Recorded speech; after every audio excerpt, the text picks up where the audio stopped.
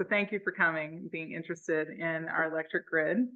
Tonight, we're going to go fairly quickly through a lot of topics. We've been meeting almost a year now on different topics. We've gone quite a bit in depth. So we've talked about each of these things in depth. And tonight, we're going to do an overview as a whole as we strategize and go forward with the board of directors for Fox Islands Electric and Fox Islands Wind. We're kind of seeing all these pieces come together. And tonight, we're going to be talking about a lot of these pieces together. I'm Amy Turner. I'm the CEO for both of the companies. I'd like to introduce George Kendrick. He is the president for the Fox Islands Wind Board. Chuck Gadzik is our secretary treasurer for the Fox Islands Wind Board. And Doug Green is our vice president for the Fox Islands Wind Board. And the Fox Islands Electric Board is very supportive of all this. None of them are here this evening.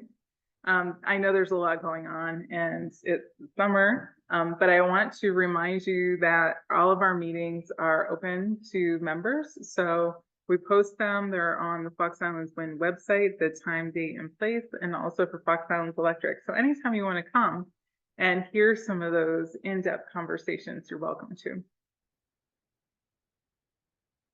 So this evening, we're going to talk about, we already did introductions. We're going to talk about the Fox Islands electric business structure and current initiatives that the electric transmission delivery side is working on. And then the Fox Islands wind business structure, an overview of the recent changes, our historical performance and the costs, and our Fox Islands electric energy demand, and then our future generation options.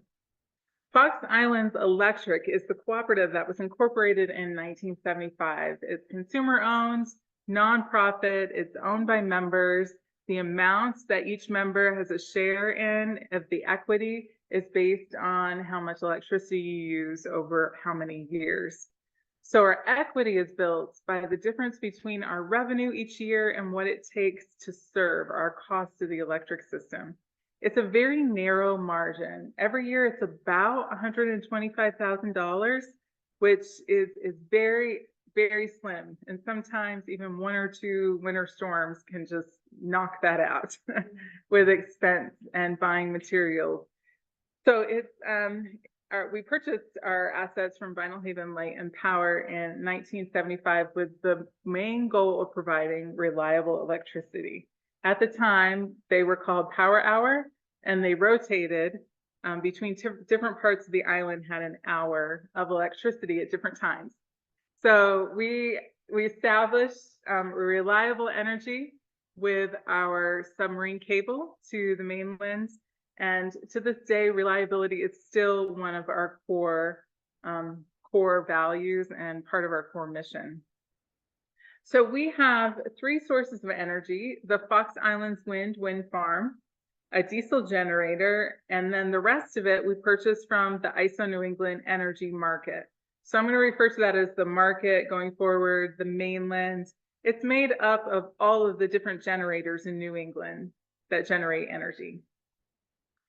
So our mission is to deliver reliable, affordable, sustainable energy to the Fox Islands. And every single one of those is important. I tend to go more on the reliability. If we can't provide reliable electric service, it will undermine our way of life on the island and also opportunities for people that live here. So the current Fox Islands Electric initiative, let's see if I can get that to go up. There we go. Every year we are doing quite a few system upgrades. We're taking a lot of our old system. We actually have quite a bit of old wire that's still good, but it needs to be tested annually. And then some of it we are upgrading anyway, because we want to upgrade it to a 3-phase service to be able to put more power on the line. We're also doing a lot with storm preparation and restoration, where we put our crews, what kind of storms we expect. Is it a flooding storm? Is it an ice storm? Where should our crews be? How much material should we have on hand? We have one of the best storm restoration rates in New England. A lot of it, yes. I wish my crew was here. They are incredible. Really, it all comes down to them. Our new metering system has helped us strategize storms better and locate where those outages are. So the right-of-way vegetation clearing is a big part of that because we're blessed with so many trees on this island. We just need to keep them out of the electric facilities. So it's constant trimming. Right now we're on an 8-year cycle. And then we have a lot of energy conservation, efficiency, and energy management programs that we're looking at. How can we provide service in a way that responds to the efficiency types of demands that our customers are looking for? One of those is possibly a time of use service or a different off-peak, on-peak rate, demand charge, a way to help our customers most efficiently use their power. Our new metering system that we put in 2023 allows us to do all of this. I don't know how to get that little thing up. Let's see. Oh, the other one came back. Sorry about that. Maybe it'll go away. There we go. Our new metering system allows us to do remote connect disconnect meters for enhanced safety and also for to release our crews, free up our crews to do a lot of the capital work and restoration work instead of doing meter reading. And it's also going to allow us to do all different types of demand billing. And once we get trained on it and really get it implemented, our customers should be able to buy personal devices where they can measure what they're using. One of the things we'd like our customers to do is to shift energy use away from 5 to 8 o'clock at night. That is where our peak demand is, and that's when power is the most expensive. It's also the time of day where the wind calms down just enough that we don't have energy supplying to the system from the wind farm. So we have to buy really expensive peak power from the mainland to serve during that time. It's the time when everyone goes home, turns on the TV and starts cooking dinner, throws in a load of laundry, all the lights come on. It's a common time to use electricity. If we can start shifting our use away, maybe doing laundry in the morning or waiting to put that load in until 9 o'clock at night before bedtime, if we can shift our electric use away from that time, we can help lower costs for everybody.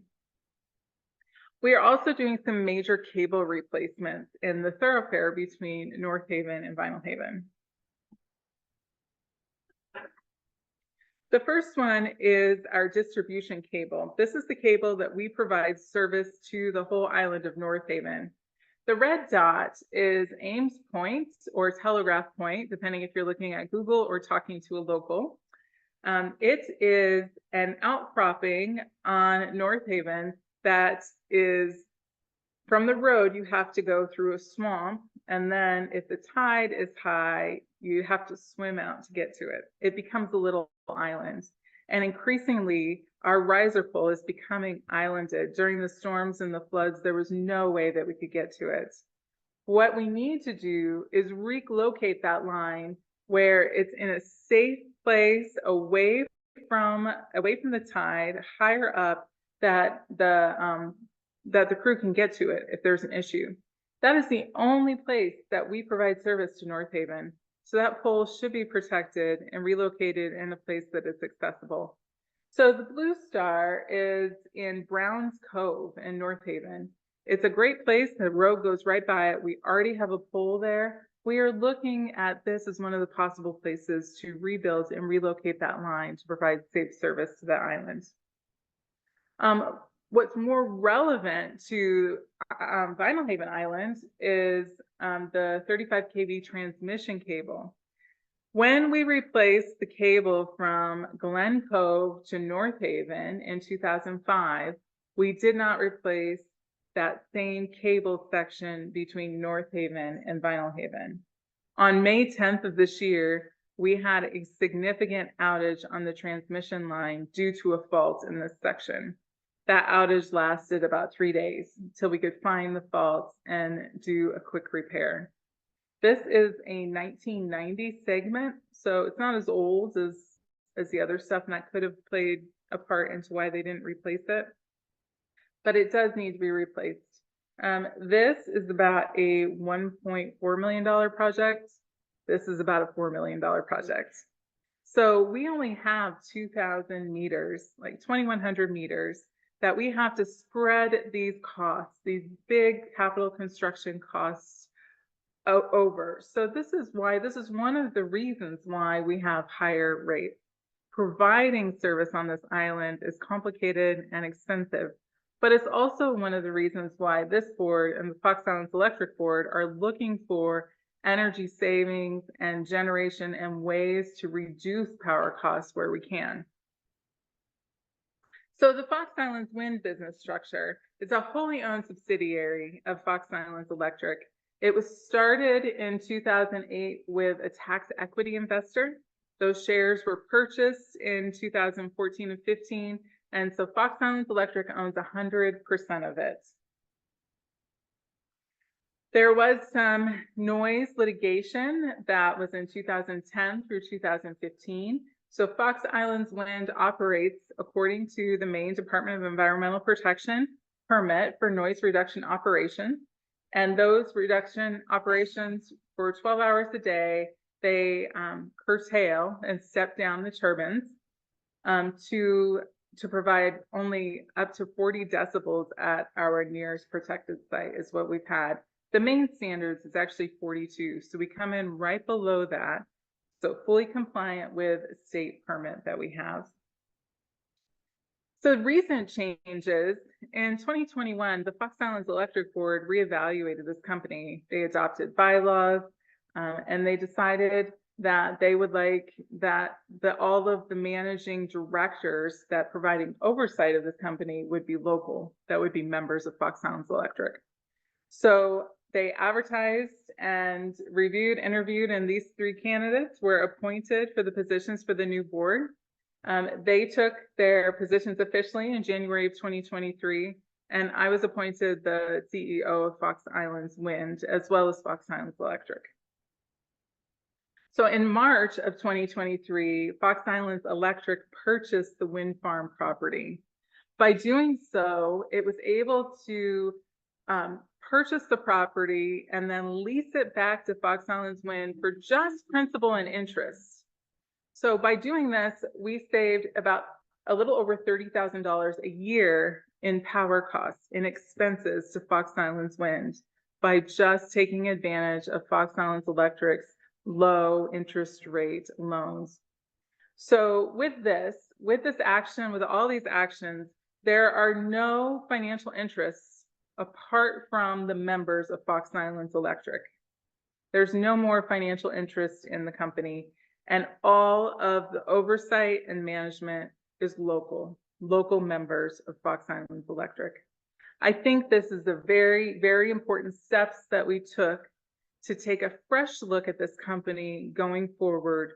We know that we own it. It's truly a community project, and the community benefits from it, and the community makes a lot of the decisions for it as well, with the everyday management happening by an appointed board that is appointed by democratically elected directors. So the goal of this board is to deliver reliable, affordable, sustainable energy to Fox Islands. And this board has really engaged in areas where figuring out what the project, how it worked, how it didn't work for our members, what needs to be done, looking at every line item in the financials, asking questions, making recommendations to Fox Islands Electric. It is a board that is specifically for the Fox Islands Wind project. And there are a lot of benefits having that oversight and that really in-depth look at this company.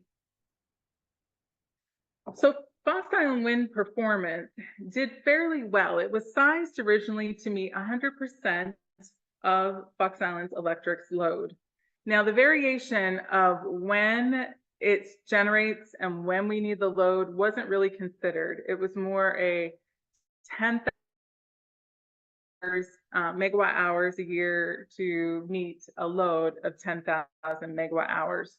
And it has done fairly well doing that until about 2019. And in 2019, we had a gearbox failure on turbine 3. And since then, there has been a lot of equipment breakdown. I came to Fox Islands Electric in 2020, And that's when I started looking at, a little while later, I started looking at the maintenance schedules and what we were doing to take care of the turbines and keep them running, and have brought a different perspective to maintenance and repair since then. We have had quite a few, they're machines, and it's like a car. You need to consistently change the oil, look at the parts, make sure it's running, take it in when it needs to get repaired. They're machines and they wear down. So looking at this, looking at all of like the yaw motors started going one after the other after the other. So getting all new yaw motors for the turbines, looking at them and following maybe a schedule going forward and replacing parts when it makes sense to, not necessarily when they break, because it doesn't break at the same time. Have you ever had a car that you fix something and you get it running and then the next week something else breaks and then something else breaks? It's kind of been, 2023 has been that kind of year.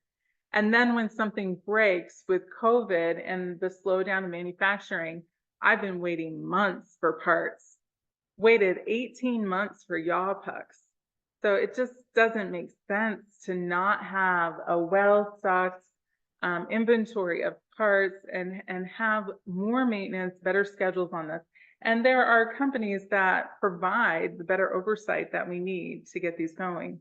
2024 is looking much better than 2023. All of the work and investment that we put into the turbines is showing progress, and we're projecting to be just about back on schedule at the end of the year as far as generation goes.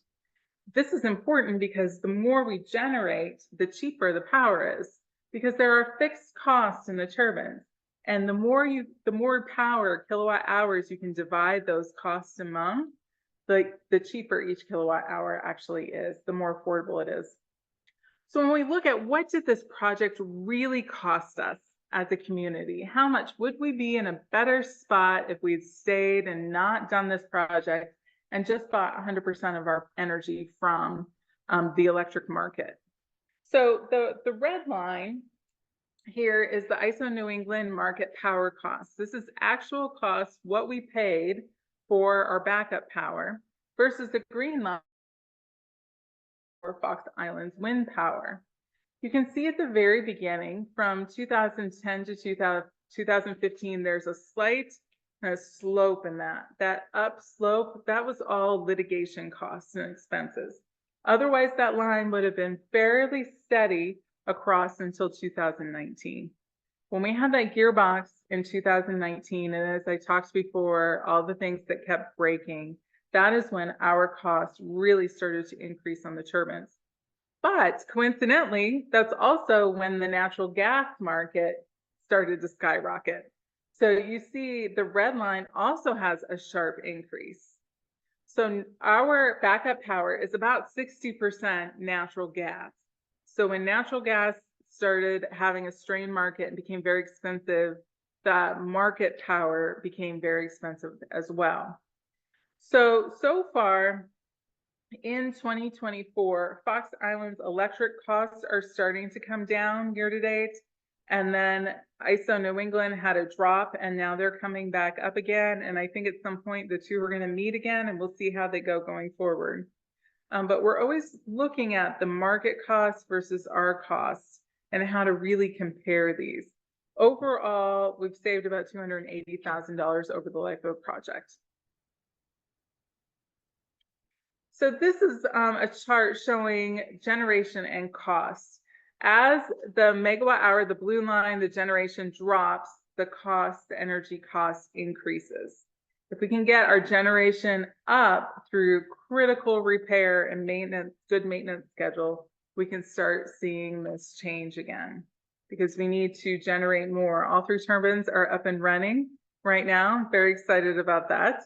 We've had one that keeps tripping from a sensor, and we went ahead and just changed out the contactors and changed out the sensors, and I think it's going to work. The sensor, it's a little sensor, and when it trips to protect the yaw motors from damage.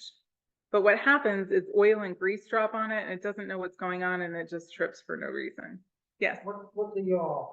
A yaw motor. So are you going to be able to come to the wind tour tomorrow morning? Yes. So I can show you up close too. We'll look at the rotors, and like behind that and the blades, there are motors inside of it, yaw motors that are connected behind the blade that spin, and then they spin the gears, and then that generates the electricity. So we'll look at those different parts.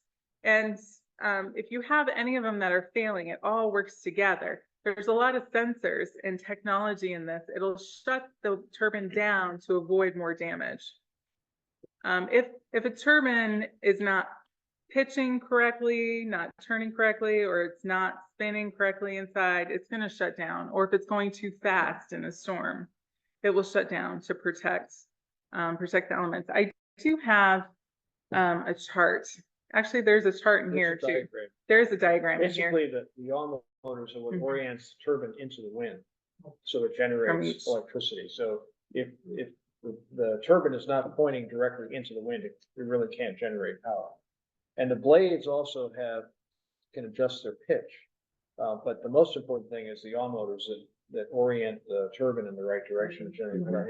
If you lose one of the yaw motors, you're out of luck. You're not going to generate any power for that turbine because it's pointing the wrong way. And it shuts it down. Yeah. Is that for quite a while now? I've noticed the middle turbine isn't turning. Is that is that the reason? Actually, that is a sensor that keeps tripping, and it's tripping because grease was falling on it from the gears. And we just replaced the sensor yesterday, and that seems to be doing the trick. Even though, so when GE comes out here to do the semi-annual maintenance, they gear up, or they grease up all of the gears, keeps them nice and moving. The gears kind of keep the whole turbine moving all around in a circle and catching the wind. I'm not very good at explaining this, but the grease on that squeezes out through the gears and it flings it, and it kept flinging it on this sensor, and the sensor kept tripping. So it's been going, and then it stops, and then going and stops. That was turbine 2. So we replaced that and replaced some contactors yesterday, and it seems to be doing well. It's the middle turbine, depending on your perspective that you look at it. It is. For some people, it's the western turbine. It depends. It depends on how you, from what angle. Western or middle. Yeah. And these are an early model as well. So a lot of these issues have been addressed in later models of GE. We put these in 2009. They are the models that were used in 2006 to 8. No. 2004 to 6. Yeah. I mean, they were invented in 2000. These are a 2004 to 2006 production run. They were sitting in a warehouse for 3 years before they actually were purchased and put in here. So when the project was built, we already had sort of outmoded turbines, but they were available and they were semi-affordable as opposed to buying the latest technology that had just come out. But as Amy said, the subsequent models have addressed so many of the issues that we've had with these turbines. They're just old models. And that's some of the part issue too. They're making less of these parts because less of these turbines are still running in the United States. So maintenance, timely repairs is crucial to getting the most out of our investments. Our debt on these turbines will be fully paid at the end of 2029. We want to make sure, now that doesn't prohibit us from maybe repowering early, looking at the debt, figuring out how to do that, but we want to get the most out of this investment. So maintaining them in a way that keeps them running and keeps them running well and generating is pivotal. So it's also not just the generation, but it's the time of generation. So later on in this presentation, I'm going to talk about battery storage. So wind energy, it's variable. It needs to have a consistent source of energy to bring it into our system. So we get that through our transmission system. Bringing on a battery would help us smooth out the power and save it. for when we need it. But Fox Islands Wind is a building block to meet our future demand. When we are looking at our system as a whole, how much energy do we either need to purchase from the market or generate to meet the needs on this island? We look at each of the classes and we look at each of the months of the year, what our average use is. We find that June, July, August, and part of September are our peak months. That's when we have the highest population on the island. It's also when we have people are starting to have the summer air conditioners, when they put in the heat pumps and they have air conditioning. We never used to have an air conditioning load on the island. We're starting to see that more. Our highest use is in these summer months. Fox Islands Wind generates the most in the winter months, which is great for the winter heating, but it doesn't meet our peak. So here, the blue is the Fox Islands Wind generation, and the orange line is our demand.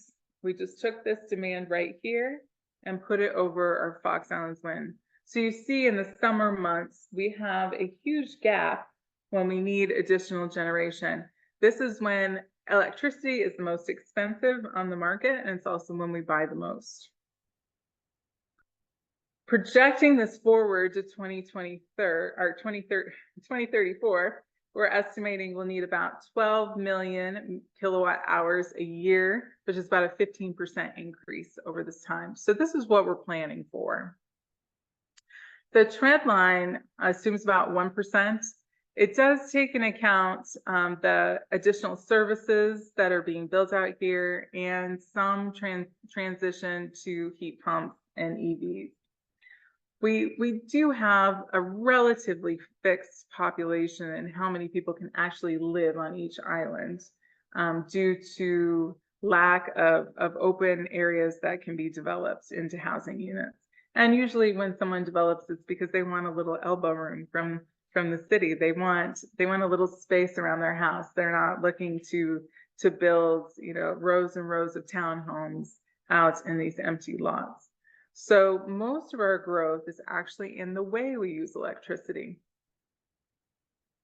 So looking at the same chart in 2034, all of a sudden you see that we need a lot more generation. Fox Islands Wind is not going to really meet our demand at all, except for maybe in the shoulder month of April. So how do we look at the wind farm? What are our options? What do we do going forward? And George, please pipe in too. He gave this presentation a couple months ago, parts of this. So if you would like to take over anytime, let me know. I can do these next two. Okay, you like So to? we have three choices. And the turbines are basically reaching the end of their life. Like any moving parts, we can only keep them running for a certain length of time, and at some point we're going to run out of spare parts that aren't going to make parts anymore, and they're just going to wear out. And they typically have a 20 to 25 year maximum lifespan. So the three options we have are what's called a complete repowering is the first option, and that's where we take everything down. Towers, the turbines, everything, strip it all the way down, and replace them with new turbines from possibly a different manufacturer that might be more efficient and would generate more power from each turbine. That's the most expensive way to go. We'll take a look at the costs in a minute, but the option of going to another manufacturer has some attraction. Vestas is one of the models, companies that we would probably be looking at. They're sort of dominating the market now, and they have a great reputation for reliability and service and responsiveness. We might be going with a 2 megawatt turbine. The ones we have right now are 1.5. So instead of having a 4.5 megawatt wind farm, we might end up with a 6 megawatt wind farm, which would really help us meeting the demand in the future. The problem with taking everything down, you can't just buy a Vestas turbine, the spinning part, the hub, and put it on a GE tower. The two companies don't really play well together, and there's warranty issues and all of that. So unfortunately, we would have to take everything down that's there if we wanted to shift manufacturers. The other thing is the foundation that was built was designed for a GE 1.5 turbine. We'd have to do an engineering analysis to see if that same foundation could still support a different manufacturer. We don't know the answer to that yet. So there's a lot of unknowns about this, but the bottom line is the cost would probably be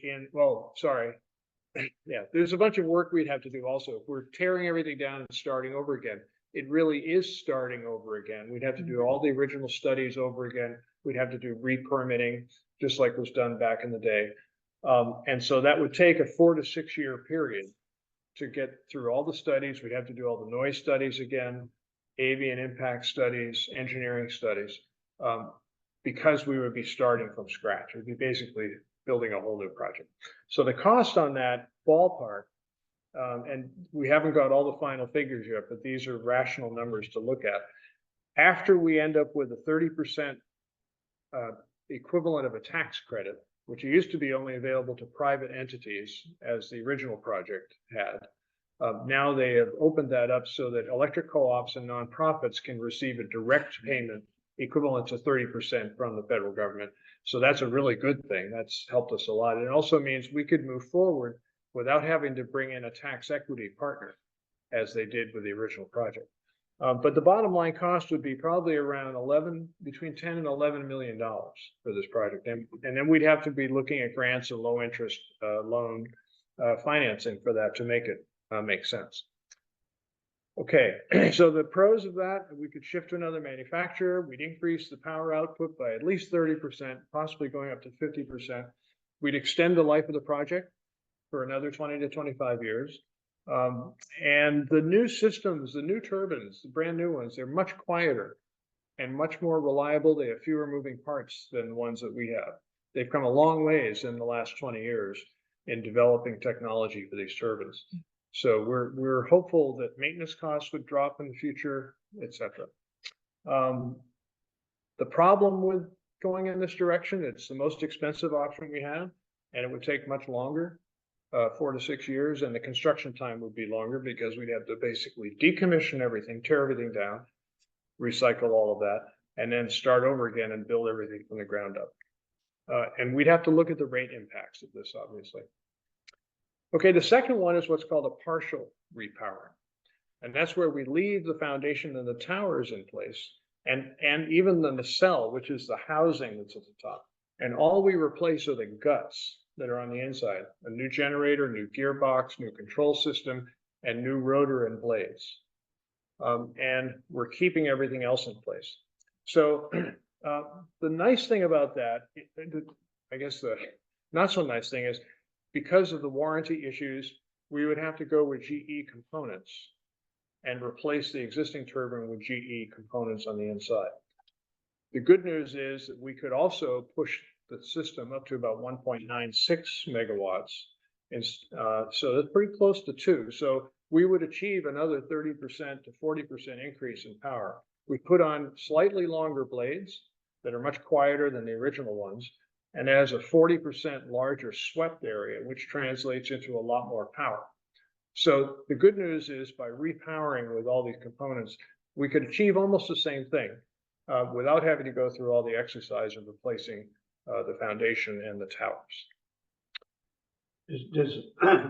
Does the guts, are they as efficient as the other one if you totally change the power? Yes. You're changing companies, right? Yes. Well, if we shifted, if we stuck with the GE components being swapped out with the new ones, it is the new technology. It's much quieter, it has fewer moving parts. All of those things are true. It puts us in the same relationship with GE that we've had in the past. Are we going to talk about that, the maintenance contract thing, later, or not? I don't have it in here, but Okay. it's great. Well, to mention. To say this nicely, GE has not always been the easiest company to work with for getting repairs done. They haven't been as responsive as we would have hoped. We had to wait a long time for parts and for people to show up to fix things. And the other company has a better reputation for faster response. But what we've learned, Amy and I were at a conference 6 or 8 weeks ago, we learned that there's an entire new market that's emerged of mid-tier companies that specialize in maintenance of turbines for smaller wind farms. This is a whole market that has emerged just in the last 10 years, and very few people actually use GE to do their maintenance anymore. More people are using these third-party entities, and their contracts have performance clauses written into them. So if the turbines aren't running, they don't get paid. So that's a whole different market. It's a whole new way of doing maintenance. And that's what we're probably going to be looking at shifting to, even if we don't do this repowering in the near term. Our contract with GE, maintenance contract, is up in December. And so we're looking seriously at shifting out to one of these other entities and having a performance contract rather than just paying GE a lot of money and they don't respond. So that's some of the things that we've learned. We're trying to identify things like this, decisions that were made in the past to go in a certain direction, hasn't worked out so well, so we're trying to shift to that. So it's a long answer to your question, but the components going in from GE are fine. The key is doing maintenance and repair on a regular basis and having reliability basically by that. So this partial repowering, let's go to the next one. This is just a quick diagram of what gets replaced when you're doing a partial. The orange things are what's replaced, the green things are kept. So it's really just the pieces and the guts and the blades that are being replaced. This is a little video showing how it works. This is taking off the old blades and rotor, putting them down on the ground. You saw there's the new rotor and blades are going to be hoisted up. They basically take the blades off and recycle them. Sometimes they get remanufactured into other components. This is a gearbox being raised up. So that's part of the guts that goes back into it. This is raising up the new rotor into place. So it's a fairly quick process too. You're just basically it's like replacing the engine on a lobster boat. Really, you're not having to do anything to the boat itself.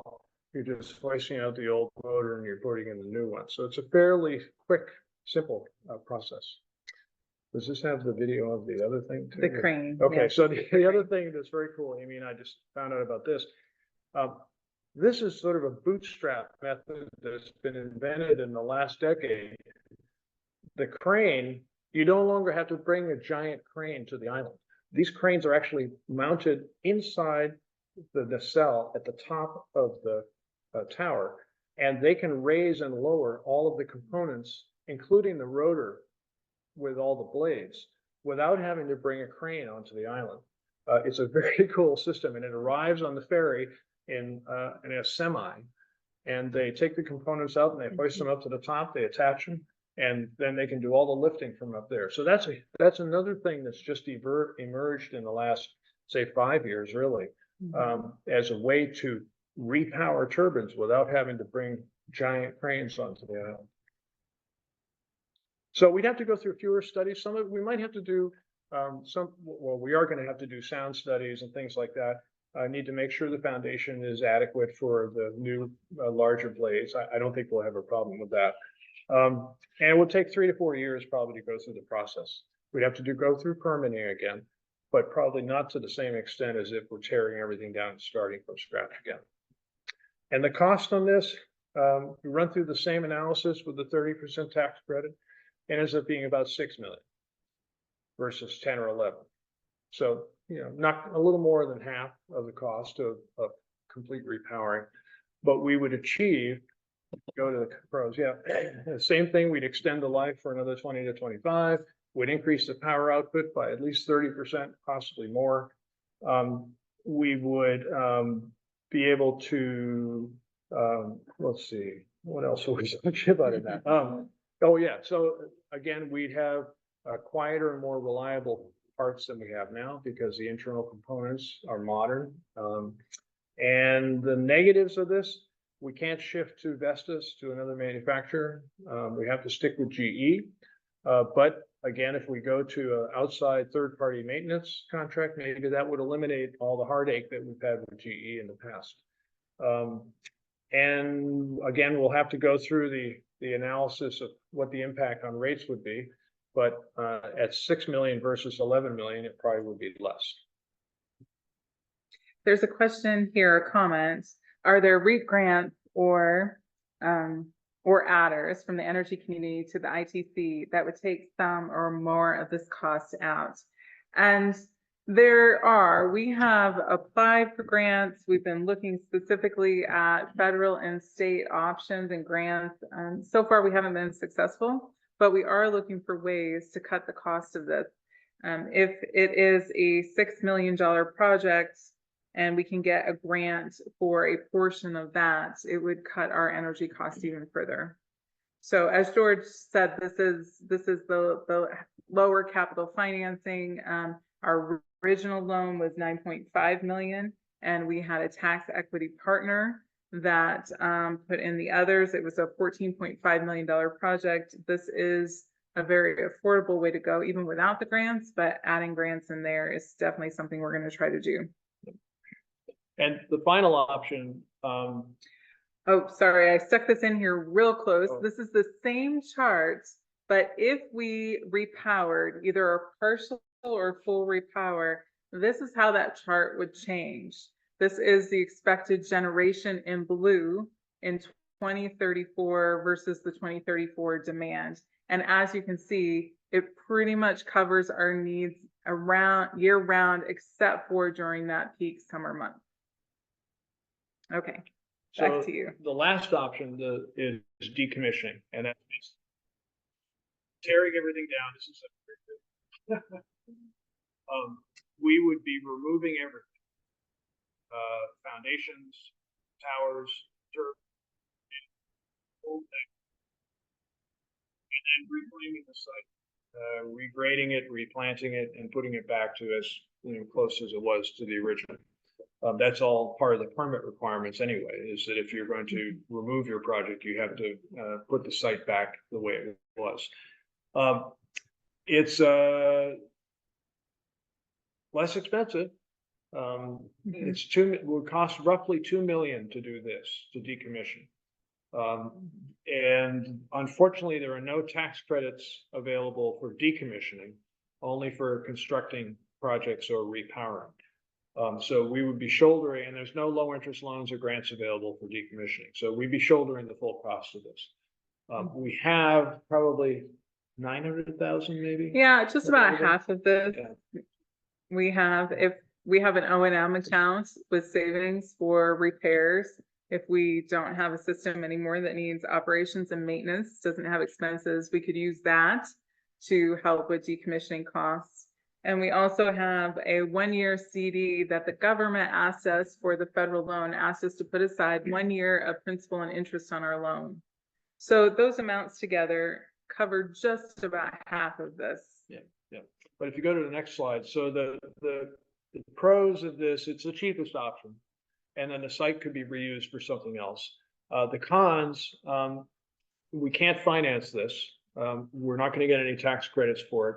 But more importantly, we'll lose all control of power. We'll be buying all of our power from the mainland. And we'll be subject to whatever happens on the mainland in terms of power costs. And in the best of all worlds, the power costs could drop and we'd look like geniuses and we'd do wonderfully. But because 60% of the New England power market is driven by natural gas, and natural gas prices over the last 20 years have gone all over the map, we can't predict. I don't have a crystal ball that says exactly what's going to happen. So we really don't have any idea. We'll just have to buy our power from the mainland and take whatever the price is over there. And if you did this, can you put in solar? We can. I know you I can. know. That's a great segue. That is a great segment. Yes. So it looks like the newer equipment is quieter. Does that mean you can operate it more hours, or you don't know for sure yet? We don't know for sure yet, but it's all going to have to come down to the noise modeling and the studies that are done.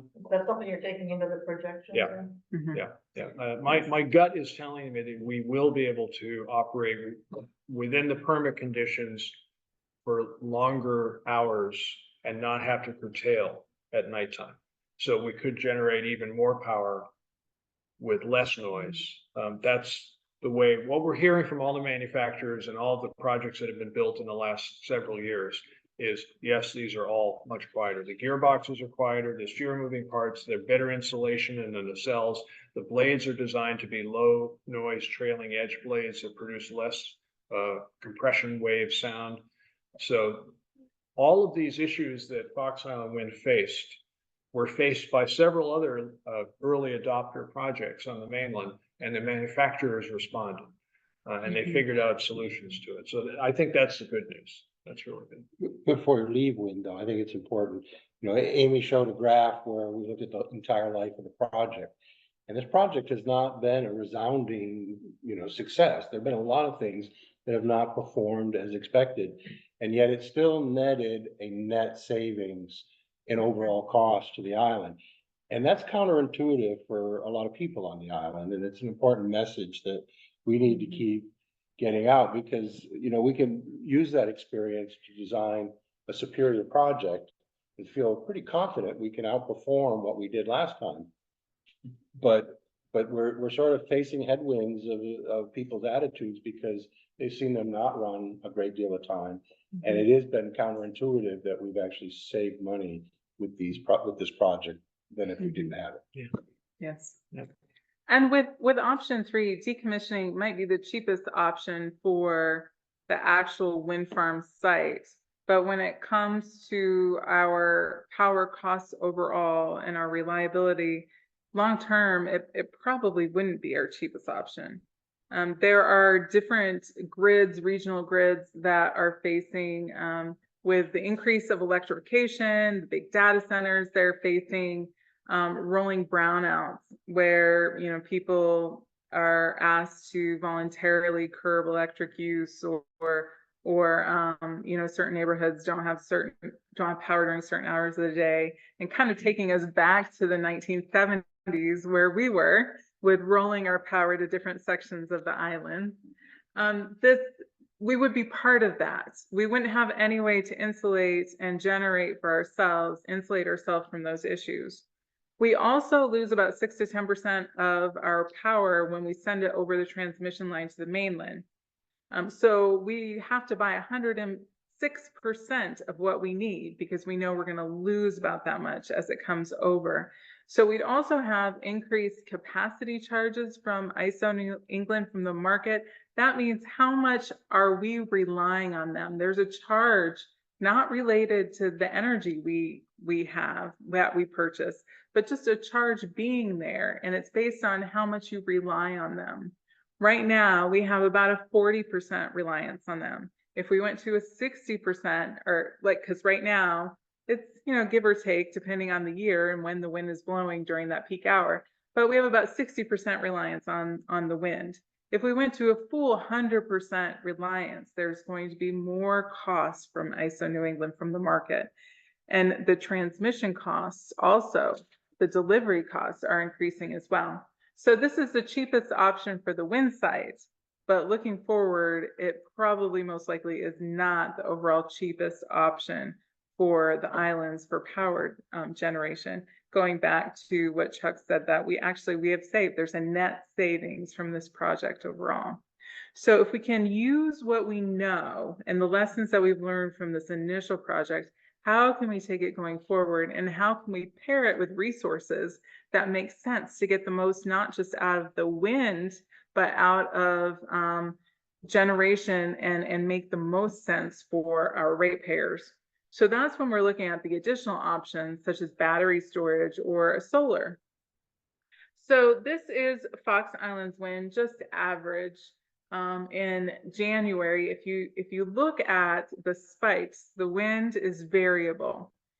It can generate as much as 1,600. I've actually seen it generate more than that, and then it falls down and maybe barely spinning to about 300. And this is a nice winter gusty day. So what a battery does when you pair it out, it will just retain that energy for when you need it for your load, the extra energy, instead of selling it to the market. So last year in 2023, if we could have stored and used 100% of our wind generation, we would have saved $46,000, almost $47,000. The year before that was 90,000. In 2022, we would have saved 150,000. Because when the wind is generating, but I don't have the load to serve, we sell that power at a loss to the market. It's usually always at a loss because everybody has extra energy at that time. And then when there's a load available, but the wind is not generating, you have to purchase energy from the mainland to serve. If we could store the energy here on the islands, we could fill that gap, we would decrease line losses, and we could decrease the whole, decrease the cost overall. And we could pair it with our diesel generator. So in an outage, we could serve reliably both islands and all parts of each island without anyone experiencing an outage. Right now, our diesel generator can, on winter nights, or winter very cold period, or the summer, can only bring up about 75% of Vinyl Haven. So when we have those outages, we need to cycle an hour on this island, an hour on North Haven, an hour on part of our other section of our island that we can't serve. If we pair that with a battery, the latest modeling looks like about 12 hours of energy supply to do repairs during an outage from the mainland. What's the physical size of the battery for that? Well, right now that model was a 5 megawatt. So the physical size, actually, I don't know if I have a picture here. A megawatt fit in about like a trailer. Is that a good way to say it? Like one of those tractor trailer storage unit, about a megawatt. And that's how they arrive, is, they basically pull up a tractor trailer, disconnect, unload, and, plug it in. They're pretty straightforward. There's no structure around them or anything? They're already the housing that the batteries are in now, the ones that we saw last month, they're robust. They have air conditioning, fire suppression, and everything else in the whole container, and the batteries are inside that. So it's. And how many do you think you need? Well, I think we need a minimum 2 megawatts. 5 megawatts would put us in a really good position for reliability.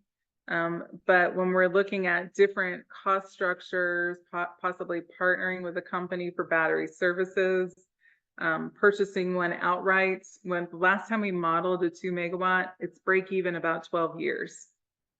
So we would save pretty much all of our savings would go into paying for it, the debt service on it. So we're getting pretty creative and looking at different opportunities for bringing battery storage to the island.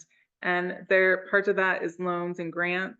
Some of it is partnering with a company that owns the battery, and we just really contract for battery services, and they bring the battery out, they own it, they operate it, and we get a share of the savings. There's different models that utilities are using for battery at this time. And the prices are coming down too. It was $1 million a megawatt, and that's coming down rapidly. The competition in the market is increasing. These are popping up all over the United States now, and utilities are putting in battery storage systems everywhere. There's a bunch in Maine already. So I think we're seeing a more competitive market. The prices are going to come down, and at some point it's going to make total sense. It will. So it makes sense from a reliability standpoint, not quite for a cost standpoint, and definitely for an efficiency, conservation, and getting the most out of our wind farm, being able to serve our customers reliably and for a more affordable price. We just have to figure out from a capital standpoint, what our options are on how to get a battery, how to purchase it, and finance it or contract with a company for it. A battery pretty much just shifts your energy. The red line is our load, what we need to serve our customers. The blue is the wind generation. So anything above that red line right now is sold to the market, and usually at a loss. It costs us more to generate it than we can sell it for. But we sell it because we at least get something for that power. There's not really a way to store it at this time. What a battery does, Well, here's a cost model. We generate it for 9, we sell it for 5. And then when we need the energy during our peak period, which is usually 5 to 8 o'clock at night, we have to purchase it for 17 cents from the market. Now, if we could just save that 9 cents and shift it and use it when we need it, we could save money. So basically what a battery does is it takes that energy, extra energy, and you use the battery to fill in those times where the wind is not generating. So last year with this cost model right here, last year we would have saved about $47,000 if we had been able to save our wind energy. Unfortunately, those savings are not quite enough, though that savings and others that we could realize with the battery, not quite enough to purchase the battery. So that is what we're working through right now. So here, the excess wind charges the battery, and then the energy is used during peak periods. So you said you need 2 batteries, is that what you? Well, 2 megawatts, Yeah, so and it would essentially be 2 tractor trailer backs, about that size, minimum. And $1 million apiece. ballpark. Ballpark. Oh, okay. Mhm. The costs are coming down and the capacity is rising as their battery efficiency gets better. So they're able to shrink the battery sizes, get more capacity out of them, and drop the cost. We don't necessarily want to buy a Chinese system, which are the least expensive right now, but there's some reliability issues with that. So, and there's domestic content questions. If we go to if we're able to find a grant, so for example, a federal grant to pay for portions of it, there are domestic content requirements from the federal government if you're going to accept a grant. So that might eliminate the least expensive battery options.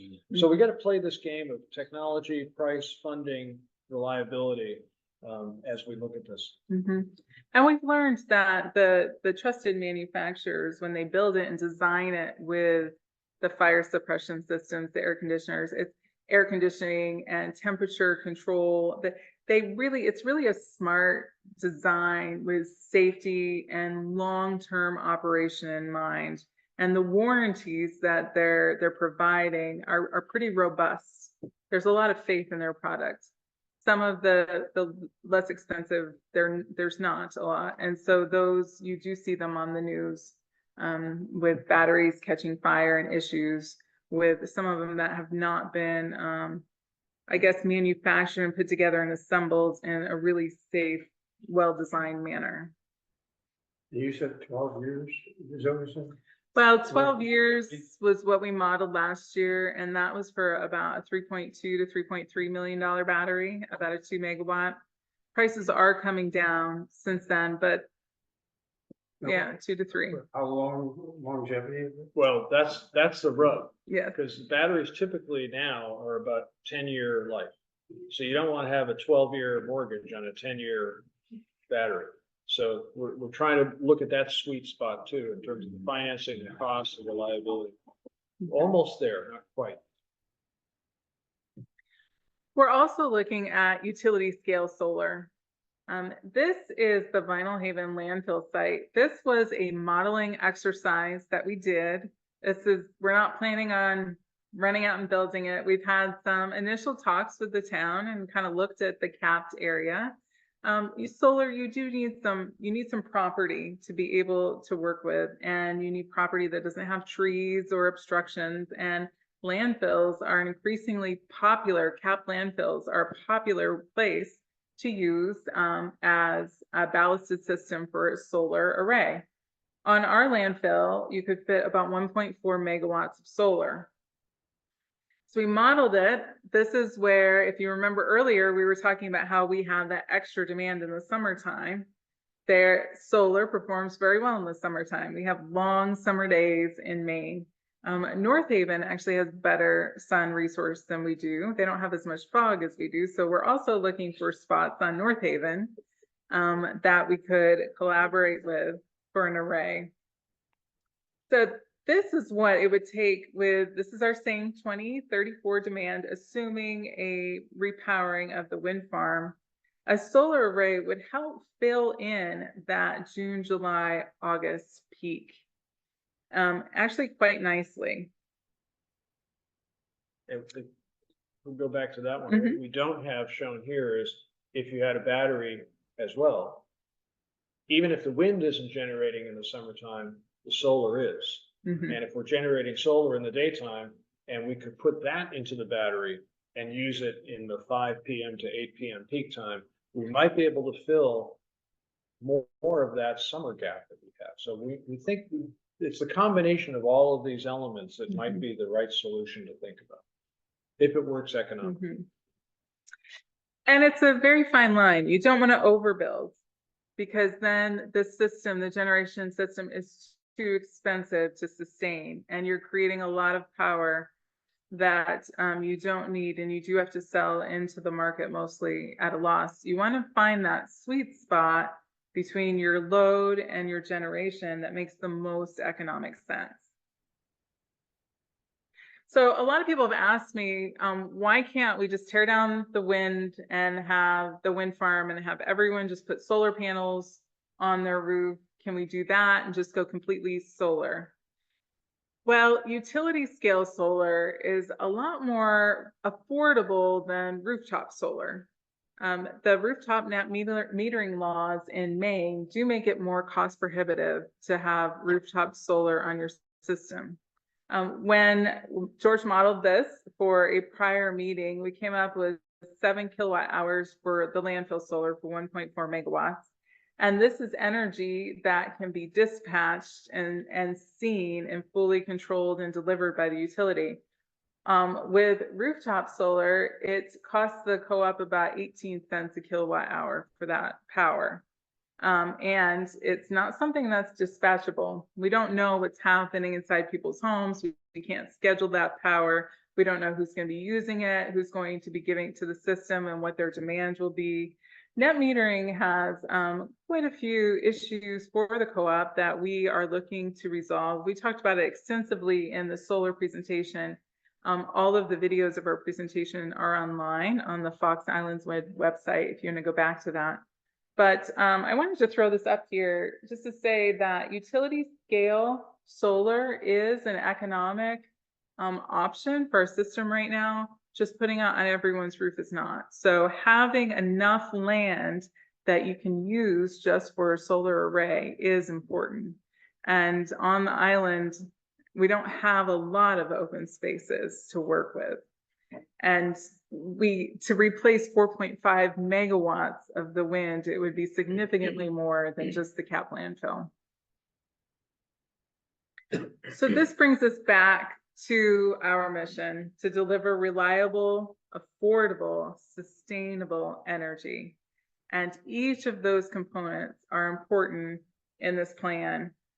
Tomorrow, when we go to the wind farm tour, we're going to have, it's just interesting and really neat to see the turbines up close. So we're going to have some discussions generally about how they work and some of the wind patterns up there and the blades and the feathering and the noise, and we'll talk all of that. But we're also just going to talk too about the future and how that site can become, it already is the foundation for our generation system, but how we can really get the most out of that investment, no matter what we decide, no matter what the community decides for the future of the wind turbines, whether it's to do repowering in some respect or decommissioning. We need to get the most out of our investment today to make the wind farm pay for itself and deliver benefits to the community. So that is our main focus when it comes to Fox Islands Wind. Pairing it with other resources that can, again, bring down costs and increase reliability in a way that's really economically smart for our community is something that both of the boards are doing. And both Fox Islands and Fox Islands Wind directors have committed to having a member vote for the wind farm. It's not a decision that the boards are going to make. It's a decision that you and the Fox Islands community are going to make. So that's why we're doing this and getting out as much information and having these discussions about our energy system. Are there any questions before we wrap up? Yes. There is one other resource thinking around the island. Is there any promising technology for harnessing tides? Not yet. I'm watching it though. Yeah, Yes. there's some pilot projects going on in Mhm. Maine and Alaska and places like that. They're very small scale. And you need a significant tidal resource with the current technology. And unfortunately, I've looked at the sites on Vinyl Haven thus far, and we don't have enough velocity and flow volume to justify the cost for some of those. They're just not there yet. They're not quite ready for prime time. There were two trial projects in the Bay of Fundy in New Brunswick, and frankly, they both failed miserably because the ocean is just such a harsh environment that they couldn't keep the mechanicals running. How about wave motions? That technology is being explored a lot in Europe right now. There's a bunch of test sites that are trying to figure out the technology. I mean, basically, you're having kinetic energy being transferred through some mechanical motion into a generator. If you think, scale would be yeah, huge. yeah, The scale would be you huge. have to cover huge portions of the ocean with these generators to generate enough power. And I think the fishing community would rightly have some concerns about that. And I think at this point, the technology is not there anyway. There's a whole bunch of, the US Department of Energy has a website that has some really great information on all these technologies and the current state, where do they stand. Every one of them is running into problems with maintenance issues and corrosion and degradation. You put anything moving, and particularly anything electrical that's moving, into the ocean, and you're asking for trouble. So that's the biggest challenge right now. There's also a company in Portland called ORPC, Ocean Renewable Power Company.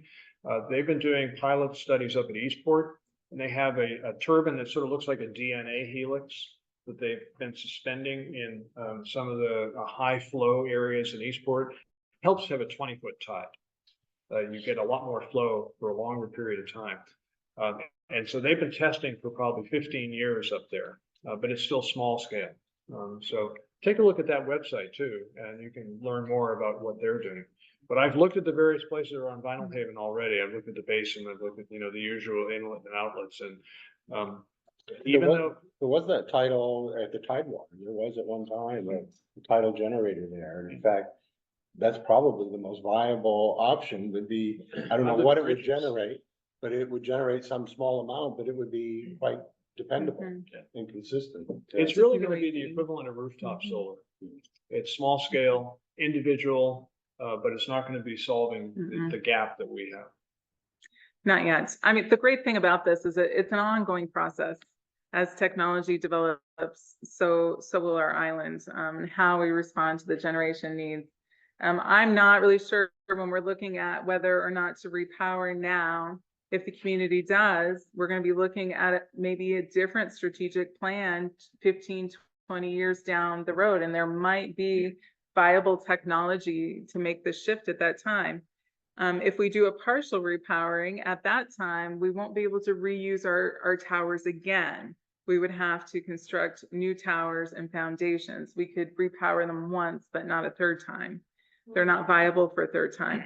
So as we look at all of these technologies, maybe it's not conducive in the conditions today, or the technology is not available right now, but we're watching it because someday it might be. And with being on an island surrounded by water, if there's a viable technology that we can use, that who knows where even the fishing industry is going to be in 30 years, but that can work with our environment. What are the resources that we have that we can best use in a responsible way for sustainable energy? That's that part of sustainability that we're going to be constantly looking at. Yeah. Did you say, and I missed it, what percent is generated by wind right now by the year? Right now, I don't know by the year. I haven't calculated it by the year. Last year, it was about 52%. It's typically 60 to 65% wind. And not the full generation. It's when wind is generating and we can use it for our load. So earlier years, earlier years, we were really closer to 80 to 90%. If we could have saved it, stored it somewhere, and used it when we needed it.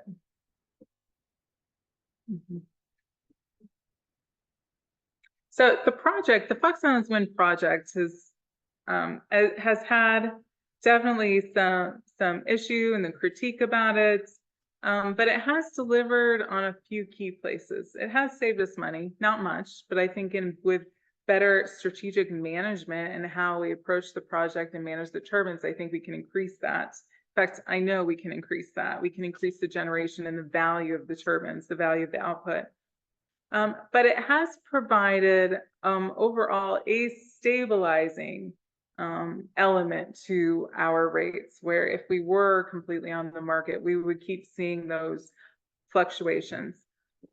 Fox Islands Electric is nonprofit. So with the energy rates, whatever it costs the cooperative every month to purchase that energy, whether it's receiving it from Fox Islands Wind, the diesel generator, or the market, that is the cost that is divided between all the kilowatt hour sales and billed to the customers. There's no adder to that. The delivery charge and the monthly customer charge is where Fox Islands Electric recuperates the money to run the business. So with the energy charge, if there is a direct benefit, it flows right to the customers. You don't have to wait for a rate case or for us to catch up with the accounting. It's a monthly, goes right to the customers. In the last couple of years, for example, we have replaced a lot of rusty transformers and fixed a lot of things in our system, and we've reduced line losses by about 3% on the island. Each percent is about $18,000 in savings. So that savings and less line losses goes directly each month to our ratepayers. The new metering system actually is calculating use and not losing a lot, running slow, meters running slow. So we were able to drop almost a whole percentage of line losses just from our meters, our new metering system. So all of these things that we're doing on the Fox Islands Wind generation side and the Fox Islands Electric side is to find ways to more efficiently use the resources we have and be responsive to ratepayers' needs and the rates in place. And I know that the rates are high. And one of our key strategies for both companies is to find a way to address that. It's interesting in this whole presentation that you haven't mentioned that we're using renewable resources versus burning fossil fuels and fracking to get the natural things. And that's important to. It is. Sustainability is very important. It's definitely part of our equation. It's a constant struggle on just nationwide, maybe even worldwide, on how to value that sustainability in a dollar, like in a real viable way. And I think we struggle with that too. But the sustainability also comes back to reliability. In the end, self-generation is more reliable than relying on the fluctuations in fossil fuel availability, market prices. So the two are tied together. Yeah, and it's a cleaner option. I mean, the fossil fuels is just dirt in our environment, and you have to take that into consideration. But in the end, it has to make sense economically. Right. It does. I mean, that's really what drives so much of this community is it cost effective or not? Yeah. And the green aspect of it is wonderful, but I think it's a secondary benefit compared to, or it's a secondary value to the community after cost. Where do you see the savings coming back? Is it, instead of 19 cents a kilowatt, it's 18.5, or does that change? I don't even know. Does that change every month? Or? It does. And so that's where the savings comes back? Yeah, on your it's the energy line on your bill.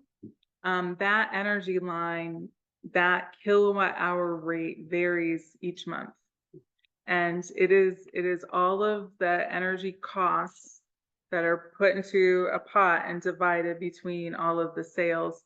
So with less line losses, the line loss is how much is delivered to Glen Cove versus how much our meters, how many kilowatt hours our meters read. And if there's 100,000 kilowatt hours missing, the value of that 100,000 kilowatt hours needs to get paid somewhere. So that cost is divided up equally among all of the kilowatt hours. So we put all of those costs in, and it's calculated and then trued up a little bit from the month before, and that's what our rate is. So when we start seeing that line loss come down, you can see those incremental savings and that rate coming down. For example, all of our rates energy has increasingly been expensive, more and more expensive the last couple of years. A lot of that is Fox Island's wind and mechanical issues, not generating as much, and the natural gas prices. But we've calculated last year, if we hadn't started in 2020, if we hadn't started the line loss and fixing things in our system and replacing transformers, there would have been another $127,000 included in that cost of energy. So maybe it doesn't seem like a lot over the course of a year divided by all that kilowatt hours, but each little thing that we address and each saving, it's going to add up, and it's keeping our costs contained in a way while we're addressing these other big issues.